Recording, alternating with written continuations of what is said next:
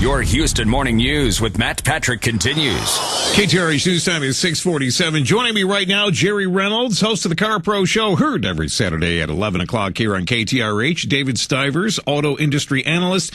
Gentlemen, we're talking about the Volt. David, I will start with you. Why in the world would anyone spend 40 grand plus for a car that only goes 40 miles and then dies? Well, a couple of reasons. First, it's trendy. People that have them look like they're green, that they're concerned about the environment. Wow.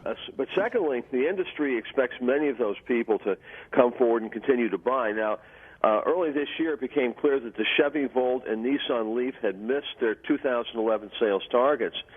But if you take a look at Detroit's annual North American International Auto Show in January, plug-in cars abounded. For example, BMW displayed its forthcoming i3 electric city car and its i8 hybrid sports car. You had NSX supercar also coming out.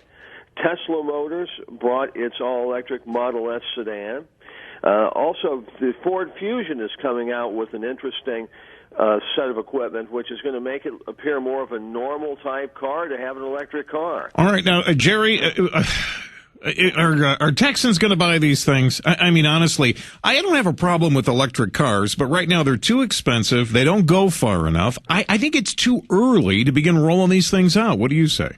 Yeah, I say the same thing. I think there's a market there, but I think it's very limited because of our driving habits in Texas. My show airs in California also.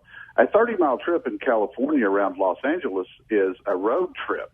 And here, 30 miles is absolutely nothing. So I think there is a small market for it, and I liken electric cars today to cell phones when they first came out. They were big, they were heavy, they didn't work all that great, and they got better and cheaper with time, and I think electric cars do too. I think there is something there, but for most Texans, electric car with limited range isn't going to work. That's why the Volt has done pretty well here. And let me ask you, Jerry, just real quick, where can we buy these? I mean, are there a lot of them available? If I went into a dealership, would there be some on the lot? Oh, they're very plentiful. The Volt is stacked up to the point that they've had to stop production on it to let the dealers catch up with sales. There's plenty of Nissan Leafs around. There's still some 2011 Nissan Leafs around, so you can get them pretty easily. I don't know what happens with Leaf and Volt as the competition really starts to come out here. David mentioned the new Fusion, the new Focus, and this car looks spectacular to me, and I think it's going to be a winner.